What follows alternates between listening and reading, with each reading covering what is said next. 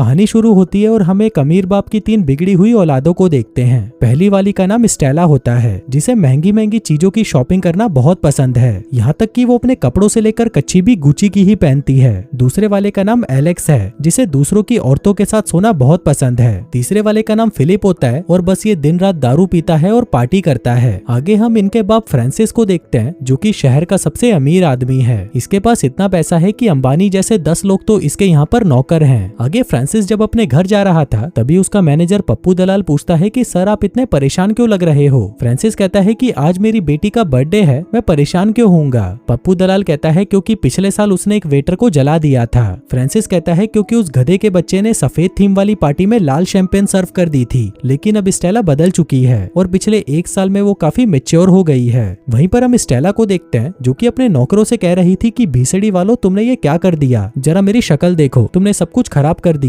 आगे वो भागते हुए अपने बॉयफ्रेंड के पास जाती है, जहाँ पर 2 नौकर उसके लिए कारपेट बिछाते हैं ताकि उसके पैर जमीन पर लगकर गंदे ना हो जाएं। वो अपने बॉयफ्रेंड जॉनी जानलेवा से कहती है कि जाने मन ये देखो, इन गधों ने मेरा सारा मेकअप खराब कर दिया। जॉनी जानलेवा कहता है लेकिन तुम तो अभी भी खूबसूरत लग रही हो। लेकिन स्टेला को ये अभी भी ठीक नहीं लग रहा था, इसलिए वो बहुत ज्यादा परेशान हो जाती है। इसके बाद हम फिलिप को देखते हैं, जो एक बिजनेस आइडिया लेकर अपने बाप के पास आता है। कहता है कि मैं आपको एक ऐसा आइडिया सुनाने जा रहा हूँ जो किसी ने भी आज तक सोचा नहीं होगा। बाप कहता है कि मुझे बहुत काम है, तो तुझे जो बताना है जल्दी बता। फिलिप कहता है कि आप लोग ये बताओ कि जूते खरीदने में एक आम इंसान को सबसे ज्यादा परेशानी किस चीज में होती है। बाप कहता है कि मुझे नहीं पता। फिलिप कहता है कि एक 80,000 का जूता आपके पैरों में दर्द कर देता है, हम उसे कुछ दिन इस्तेमाल करते हैं और वो टूट जाते हैं, जो कि एक बहुत बुरी बात है। लेकिन अब मैं आपके लिए लेकर आया हूँ एक बहुत अच्छा जुगाड़। देखो मैंने जूते नहीं पहने, क्योंकि मेरे जूते इस कालिए ने पहने हैं। दरअसल जो भी लोग अपने जूते से परेशान हैं, वो अपने जूते अपने नौकरों को पहना सकते हैं। जिसके बाद वो उस कालिए को चलाकर दिखाता है कि देखो इसे ये जूते फिट आ गए हैं और यही है मेरा बिजनेस आइडिया। फिलिप कहता है कि इस बिजनेस आइडिया से मैं जकरबर्ग से भी बड़ा बन सकता हूँ। अब ये सुनकर उसका बाप सोचने लगता है कि काश उस रात में किंगडम ही पहन लेता।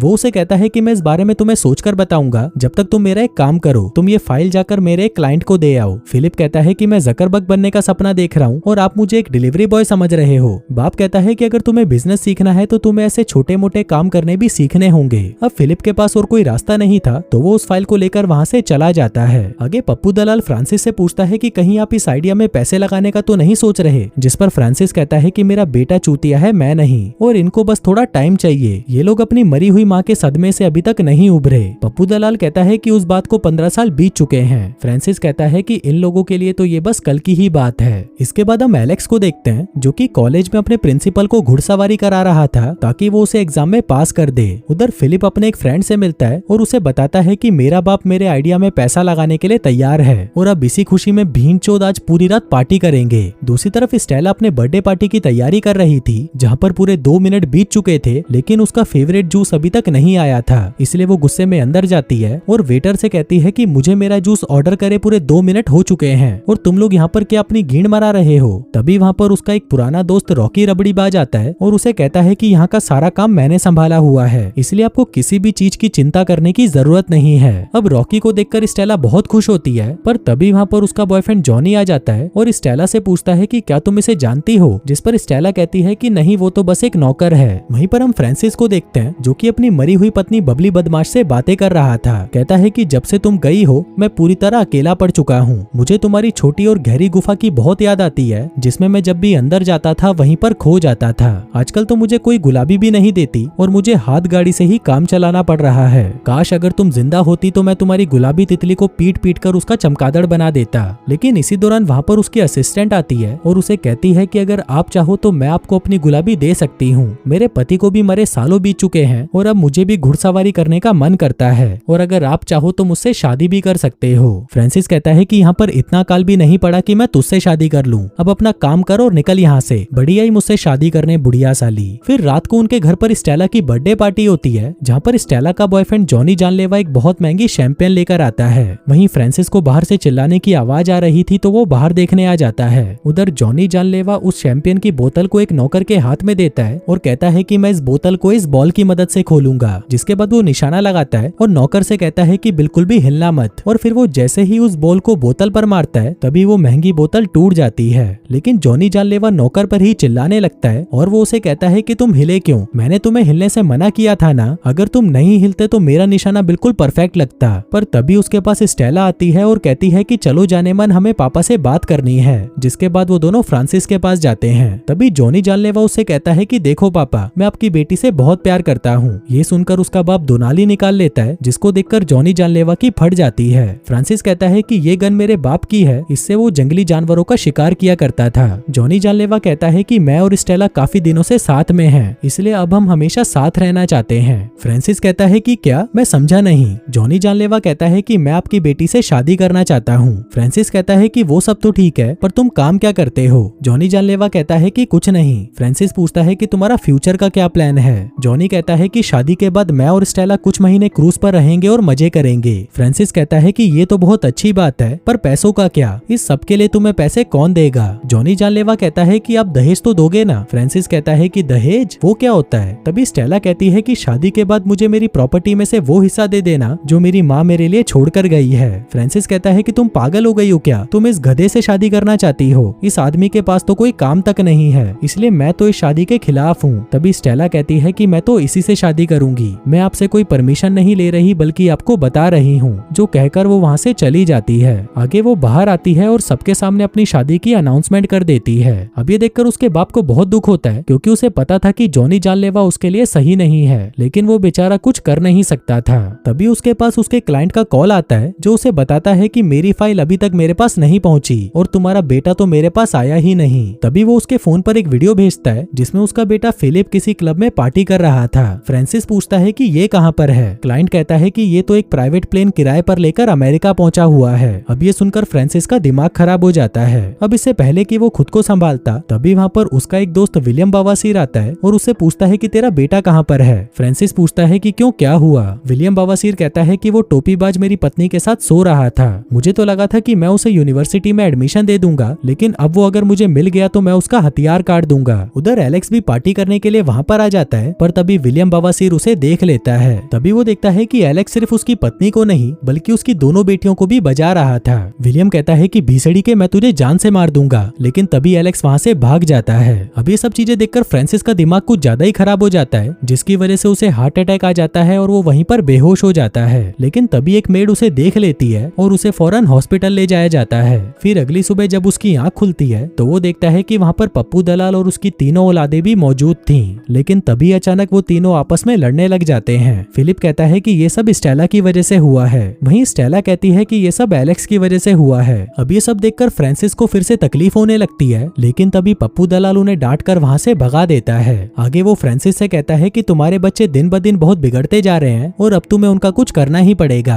अब यहाँ से सीन शिफ्ट होता है और हम 2 महीने बाद का सीन देखते हैं। यहाँ पर ये तीनों भाई बहन काफी गुस्से में घर पर आते हैं, क्योंकि अचानक से इनके क्रेडिट कार्ड ब्लॉक हो गए थे। तभी वहाँ पर पुलिस की गाड़ियाँ आती हैं और इनके घर को चारों तरफ से घेर लेती हैं। अब ये देखकर वो तीनों घबराकर छत पर आ जाते हैं। तभी वहाँ पर उनका बाप बंदूक लेकर आता है और कहता है कि जल्दी से मेरे साथ चलो। बच्चे पूछते हैं कि पापा ये सब क्या हो रहा है, जिस पर उनका बाप कहता है कि हमारे घर पर इनकम टैक्स की रेड पड़ी है। आगे वो उन्हें लेकर पीछे के रास्ते से बाहर आ जाता है, जिसके बाद वो एक कार ड्राइवर को गन पॉइंट पर ले लेता है और अपने तीनों बच्चों को उस कार में बिठाकर वहाँ से निकल जाता है। पर तभी हम देखते हैं कि वहाँ पप्पू दलाल उस ड्राइवर के पास आता है और उसे नोटों की एक गड्डी देता है, जिसका मतलब था कि ये सब फ्रांसिस का प्लान था ताकि वो अपने बच्चों को सुधार सके। उधर उसके बच्चे पूछते हैं कि ये सब चल क्या रहा है, जिस पर फ्रांसिस कहता है कि हमारे अकाउंट्स में से पैसों की हेरफेर हुई है, जिसकी वजह से पुलिस मुझे पकड़कर जेल में डालना चाहती है। साथ ही सरकार ने हमारी सारी प्रॉपर्टी जब्त कर ली है और हमारे सारे अकाउंट्स भी फ्रीज हो चुके हैं। अब ये सुनते ही उन सभी की लुप-लुप करने लग जाती है, क्योंकि अब पैसों के बिना वो तीनों अपनी अय्याशियां कैसे कर पाएंगे। तभी फ्रांसिस उन सभी से उनके फोन लेकर उन्हें बाहर फेंक देता है और कहता है कि पुलिस हमारे फोन से हमें कभी भी ट्रैक कर सकती है। साथ ही वो अपने बच्चों से कहता है कि तुम ये बात किसी को मत बताना, क्योंकि कोई भी भीसड़ी वाला गद्दार निकल सकता है। आगे फ्रांसिस उनको लेकर किसी दूसरे शहर में आ जाता है। वो बताता है कि यहाँ पर मेरे बाप का एक पुराना घर है, तो यहाँ पर हम छुप सकते हैं और किसी को भी हम पर शक नहीं होगा। लेकिन जैसे ही वो लोग घर के अंदर जाते हैं, वो देखते हैं कि उस घर की हालत तो बहुत ज्यादा खराब थी। वहीं स्टेला का तो रोना निकल जाता है, क्योंकि उसको तो आदत थी राजकुमारियों की तरह रहने की, पर अब उसे फकीरों की तरह रहना होगा। आगे फ्रांसिस उन्हें डिनर में तले हुए ब्रेड खिलाता है। वो कहता है कि अगर तुम लोग अच्छा खाना चाहते हो तो तुम्हें कमा कर लाना होगा। मैं तो इस घर से बाहर नहीं निकल सकता, क्योंकि पुलिस हर जगह मुझे ढूंढ रही है, इसलिए अब सारा काम तुम लोगों को ही करना होगा, और वैसे भी इतने सालों से मैं तुम्हें पाल रहा हूँ, तो अब तुम्हारी बारी है। अब काम का नाम सुनते ही उन तीनों की टट्टी निकल जाती है और वो जाकर सो जाते हैं। फिर अगली सुबह 6 बजते ही फ्रांसिस उन तीनों को उठा देता है और कहता है कि जाओ और कमा कर लाओ, नहीं तो तुम्हें आज का खाना नहीं मिल पाएगा। आगे स्टेला नहाने के लिए बाथरूम में जाती है, लेकिन नल में से पानी नहीं आ रहा था, तो वो परफ्यूम लगाकर ही वहाँ से चली जाती है। उधर फिलिप हगने बैठता है, लेकिन बाथरूम के आगे ना तो दरवाजा था और ना ही बाथरूम में टॉयलेट पेपर। दूसरी तरफ हम एलेक्स को देखते हैं, जो कि एक कंस्ट्रक्शन साइट पर पहुंचता है। उसे बहुत तेज भूख लगी थी, तो वो वहाँ पर बैठे मजदूरों से बात करने के बहाने उनका खाना लेकर खाने लगता है, लेकिन तभी वो लोग उसे डांट कर वहाँ से भगा देते हैं। वहीं स्टेला किसी आदमी से फोन छीनकर जॉनी जानलेवा को कॉल करती है। वो उसे बताती है कि मैं अपनी फैमिली के साथ घूमने के लिए दूसरे शहर आई हूँ और यहाँ पर मेरे फोन का नेटवर्क नहीं है, तो मैं तुमसे कुछ दिनों तक बात नहीं कर पाऊंगी। उधर फिलिप सबसे छुपते छुपाते अपने एक दोस्त के पास जाता है और उसे कुछ पैसे उधार मांगता है। इस पर उसका दोस्त कहता है कि मेरे पास पैसे कहाँ से आए, मैं तेरे ही तो पैसों पर अय्याशियां करता था। मेरे बाप को ना तो मुझ पर भरोसा है और ना ही वो मुझे 1 रुपया भी देने वाला है, जो कहकर वो वहाँ से निकल लेता है। कुछ देर बाद जब फिलिप और एलेक्स घर पर आते हैं, तो उनका बाप पूछता है कि तुम लोग आज क्या कमा कर लाए हो, लेकिन वो दोनों तो खाली हाथ आए थे। अब उन तीनों की उम्मीदें स्टेला पर टिकी हुई थी, पर तभी हम स्टेला को देखते हैं, जो कि बहुत सारी शॉपिंग करके घर पर आती है। बाप पूछता है कि तुम्हारे पास शॉपिंग करने के पैसे कहाँ से आए। स्टेला कहती है कि मैंने फिलिप की अंगूठी बेच दी। आगे जब वो उसके बैग को खोलते हैं, तो उसके अंदर महंगे महंगे कपड़े होते हैं। फिलिप पूछता है कि तुम खाना लाई हो ना। स्टेला कहती है कि खाना वो तो तुम लोग लाने वाले थे, मेरे तो सारे पैसे कपड़ों में ही खत्म हो गए। अब ये सुनते ही फिलिप का दिमाग खराब हो जाता है और वो उसके सारे कपड़ों पर तेल डालकर उसे खराब कर देता है। इसी दौरान वहाँ पर उनकी नौकरानी मार्गरेट आ जाती है, जिसे स्टेला ने फोन कर बुलाया था। दरअसल मार्गरेट यहाँ पर उन्हें कुछ कपड़े और टॉवल देने आई थी, लेकिन तभी फ्रांसिस उस पर भड़क जाता है और कहता है कि हमें किसी की भी मदद की जरूरत नहीं, अब मेरे बच्चे खुद ही कमाकर अपना घर चलाएंगे, जो कहकर वो मार्गरेट को वहाँ से भगा देता है। वहीं मार्गरेट के साथ रॉकी रबड़ीबाज भी होता है, जो स्टेला को जाते हुए अपना कार्ड देकर जाता है और कहता है कि हमें एक बर्तन धोने वाले की जरूरत है, अगर तुम्हें काम चाहिए तो कल तुम इस एड्रेस पर पहुंच जाना। फिर अगले दिन स्टेला रॉकी के दिए हुए एड्रेस पर पहुंच जाती है। यहाँ पर रॉकी उसे बताता है कि पहले तुम्हें बर्तन मांजना सीखना होगा, अगर तुम ये काम अच्छे से कर लेती हो तो बाद में तुम्हें वेट्रेस का काम भी दिया जाएगा। अब स्टेला वहाँ पर काम करने की कोशिश करती है, लेकिन वो ठीक से काम नहीं कर पाती, यहाँ तक कि वो कस्टमर्स के ऑर्डर भी उनकी टेबल तक ठीक से नहीं पहुँचा पा रही थी। उधर फिलिप एक एजेंसी में जाता है, जहाँ पर वो रिसेप्शन पर बैठी लड़की से कहता है कि मुझे मैनेजर की जॉब चाहिए। लड़की पूछती है कि आपका एक्सपीरियंस कितना है। फिलिप कहता है कि एक्सपीरियंस तो कुछ नहीं है, लेकिन मैं सैलरी कम से कम $1 मिलियन लूंगा और साथ में एक मर्सिडीज कार भी। अब ये सुनकर वो लड़की उस पर हंसने लगती है और कहती है कि ना तो तुम्हारे पास कोई क्वालिफिकेशन है और ना ही कोई एक्सपीरियंस, तो अभी तो तुम्हें सिर्फ रिक्शा चलाने का ही काम मिल सकता है। अब फिलिप के पास और कोई रास्ता नहीं था, तो वो इस काम के लिए मान जाता है, पर क्योंकि उसका वजन काफी ज्यादा था, तो उसे वो रिक्शा चलाने में भी बहुत परेशानी हो रही थी। वहीं दूसरी तरफ फ्रांसिस के पास पप्पू दलाल आता है, जो कि उसके लिए खाने में लॉबस्टर और महंगी वाली दारू लेकर आया था। अब पहले तो फ्रांसिस ये खाने से मना कर देता है, क्योंकि उसे लगता है कि अगर वो ये खाएगा तो उसके बच्चों के साथ नाइंसाफी होगी। लेकिन फिर अगले सीन में हम देखते हैं कि वो दोनों ही बड़े मजे से उस खाने को खा रहे होते हैं। लेकिन इसी दौरान फ्रांसिस को अपने घर में से कुछ आवाजें आती हैं। आगे जब वो अपने घर में जाकर देखता है, तो वहाँ पर एलेक्स होता है, जो काम पर जाने की बजाय अभी अभी सोकर उठा था। अब फ्रांसिस जल्दी से पप्पू दलाल को वहाँ से भगा देता है, और फिर जब वो उस खाए हुए लॉबस्टर को फेंकने जा रहा था, तभी एलेक्स उसे ऐसा करते हुए देख लेता है। वो पूछता है कि ये कहाँ से आया। फ्रांसिस कहता है कि मैंने इसे नदी से पकड़ा। ये सुनकर एलेक्स मुस्कुराने लगता है और कहता है कि प्रकृति हमें सब कुछ देती है, इसलिए हमें काम करने की क्या जरूरत है, हम सब कुछ तो प्रकृति से ले सकते हैं। उधर पूरे दिन अपनी घिसवाने के बाद स्टेला और फिलिप कुछ पैसे कमाकर अपने घर पहुंचते हैं। तभी फिलिप उन पैसों में से कुछ पैसे तो खाने के लिए निकालता है और कुछ पैसों को वो घर ठीक करने के लिए अलग कर देता है। आगे सबके खाने के लिए पास्ता बनता है, पर क्योंकि एलेक्स आज कुछ कमाकर नहीं लाया था, तो उसे खाना नहीं दिया जाता। एलेक्स कहता है कि मैंने देख ली तुम लोगों की औकात, पर कोई बात नहीं, प्रकृति ने हमें खाने के लिए बहुत कुछ दिया है, तो मैं उसी से ले लूंगा। जिसके बाद वो घर से बाहर जाता है और पेड़ों के पत्ते तोड़कर खाने लगता है। लेकिन फिर कुछ ही देर में उसकी हालत खराब हो जाती है और वो उल्टियां करने लगता है। फिर अगले दिन जब फिलिप अपने काम पर था, तभी वो देखता है कि डेविड अंडकोश नाम का एक आदमी बार बार उसके कस्टमर्स को चुरा रहा है। फिलिप उसे कहता है कि तुम मेरे कस्टमर क्यों चुरा रहे हो, जिस पर डेविड अंडकोश उसे गालियां देकर चला जाता है। वहीं स्टेला होटल में काम कर रही थी, तभी उसकी एक कस्टमर से बहस हो जाती है। कस्टमर कहता है कि मैंने तुम्हें मीट के साथ बीन्स लाने को कहा था। स्टेला कहती है कि सॉरी सर, मैं अभी लेकर आती हूँ। कस्टमर कहता है कि जब तुम लोगों को काम करना ही नहीं आता तो करते क्यों हो। अभी सुनकर स्टेला स्टेला को गुस्सा आ जाता है और वो रॉकी रबड़ी बाज के पास आकर कहती है कि मुझे नहीं करनी है घटिया सी नौकरी, वो आदमी मेरे से कैसे बात कर रहा है। रॉकी कहता है कि तुम कौन हो, तुम कहीं की महारानी हो क्या जो वो तुमसे प्यार से बात करे, याद करो तुम भी अपने नौकरों से कुछ ऐसे ही बातें करती थी।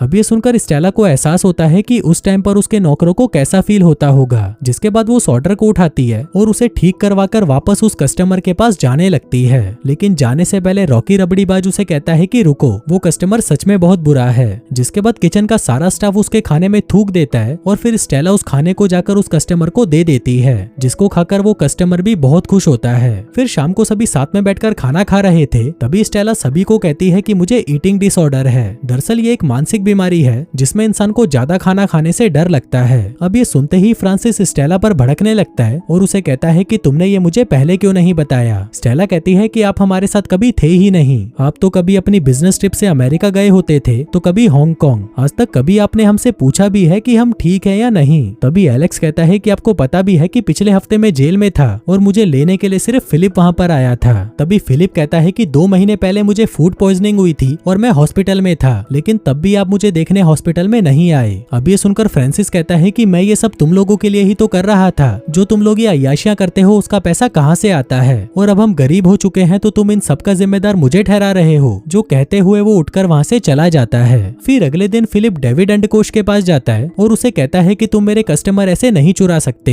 डेविड कहता है कि अगर मैं करूँ तो तू क्या कर लेगा मोटे, जो कहकर वो उसे पीटने ही वाला था कि तभी उसकी नजर फिलिप के महंगे जूतों पर पड़ती है। डेविड पूछता है कि तुम्हारे पास ये जूते कहाँ से आए। फिलिप कहता है कि मुझे जूते कलेक्ट करने का बहुत शौक है। डेविड कहता है मुझे भी जूते कलेक्ट करना बहुत पसंद है। जिसके बाद वो उसे अपने गोडाउन में ले जाता है जहाँ पर उसके पास बहुत सारे जूतों के कलेक्शन थे। तभी फिलिप उन जूतों को देखकर कहता है कि ये तो बहुत अच्छे हैं, अगर हम इन जूतों को अमीर लोगों को महंगे दामों पर बेचें तो हम काफी पैसा कमा सकते हैं। अब डेविड अंडकोश भी इस काम के लिए तैयार हो जाता है, जिसके बाद से उन दोनों के बीच में दोस्ती हो जाती है। वहीं घर पर हम एलेक्स को देखते हैं जो कि वहाँ पर प्लम्बिंग का काम कर रहा था। वो एक नल को ठीक कर देता है, जिसको देखकर उसका बाप पूछता है कि तुमने ये कहाँ से सीखा। एलेक्स बताता है कि मैंने ये सब स्कूल प्रोजेक्ट में सीखा था, मुझे उस टाइम प्लम्बिंग करने का बहुत शौक था, लेकिन आपको इस सब के बारे में कहाँ पता होगा, आप तो हमारे साथ थे ही नहीं। फिर शाम को जब सभी बच्चे वापस घर आते हैं तब फ्रांसिस उन सभी से माफी मांगता है। कहता है कि तुम्हारी माँ की मौत के बाद मेरे लिए माँ और बाप दोनों का रोल निभाना बहुत मुश्किल था, जिसकी वजह से मैं तुम्हारी ठीक से देखभाल नहीं कर पाया, लेकिन आज के बाद हम सभी साथ में बहुत अच्छा टाइम बिताया करेंगे।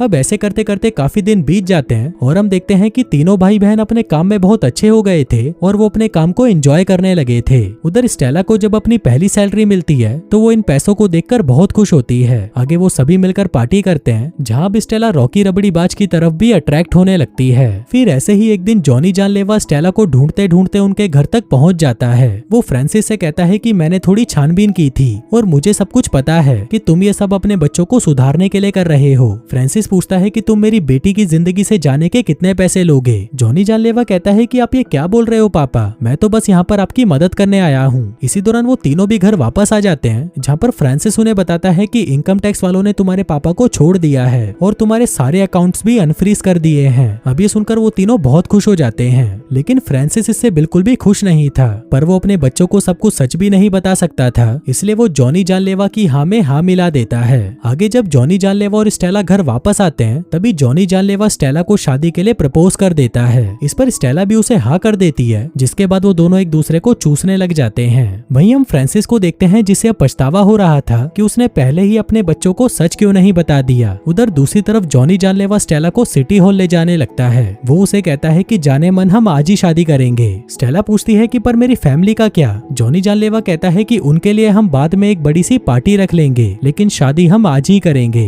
आगे जैसे ही ये लोग सिटी हॉल पहुंचते हैं तभी स्टेला को उसके बाप का फोन आने लगता है, पर तभी जॉनी जानलेवा उससे फोन छीन लेता है और फ्रांसिस से कहता है कि मैं और स्टेला शादी करने जा रहे हैं। अब ये सुनकर फ्रांसिस की फटकर 64 हो जाती है, जिसके बाद वो अपने दोनों बेटों को लेकर सिटी हॉल की तरफ निकल पड़ता है ताकि वो इस शादी को रोक सके। वहीं सिटी हॉल में जो आदमी उन दोनों की शादी करवाने वाला था वो साला गूंगा होता है, जिसके चलते उनको बहुत देर लग रही थी। इसी दौरान स्टेला को पता चलता है कि जॉनी जानलेवा का असली नाम बबलू बकलोल है। स्टेला पूछती है कि तुमने अपना नाम क्यों बदला, जिस पर जॉनी जानलेवा कहता है कि दरअसल मेरा बाप रिफ्यूजी था तो उसने रशिया में आकर मेरा नाम बदल दिया। अब उन दोनों की शादी होने ही वाली थी कि तभी वहाँ पर फ्रांसिस अपने दोनों बेटों को लेकर पहुंच जाता है। वो स्टेला से कहता है कि तुम्हें इस गधे से शादी नहीं करनी चाहिए क्योंकि ये सिर्फ तुम्हारे पैसों के पीछे है। अब ये सुनते ही स्टेला जॉनी जानलेवा को एक चमाट देती है और उससे शादी तोड़ देती है। तभी जाते जाते जॉनी जानलेवा फ्रांसिस से कहता है कि तुमने मेरी शादी को तोड़ा, अब देख मैं तेरा घर तोड़ूंगा। तेरा सच सुनने के बाद तो वैसे भी तेरे बच्चे तेरे साथ नहीं रहने वाले।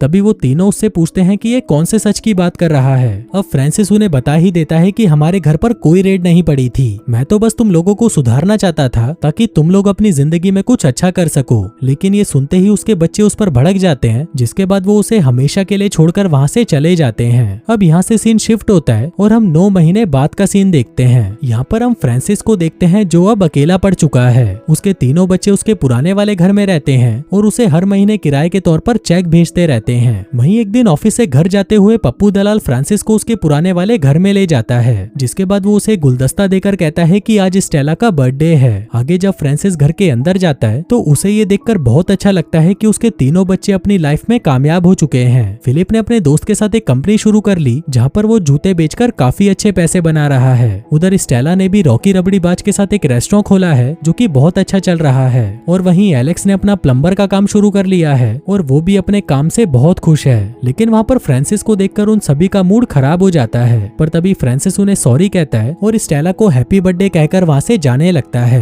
अब अपने बाप को ऐसे देखकर उन तीनों को अच्छा नहीं लगता, जिसके बाद वो बाहर आकर अपने बाप को आवाज लगाते हैं और उससे पूछते हैं कि क्या आप हमारे साथ पार्टी करोगे। जिसके बाद हम देखते हैं कि वो सभी साथ में बहुत खुश थे और उन लोगों के बीच में सब कुछ ठीक हो चुका था। वहीं फ्रांसिस भी अपने बच्चों को देखकर बहुत खुश था, क्योंकि एक बाप तो यही चाहता है कि उसके बच्चे अपने पैरों पर खड़े हो जाएं। और दोस्तों, इसी के साथ ही ये कहानी यहीं खत्म हो जाती है।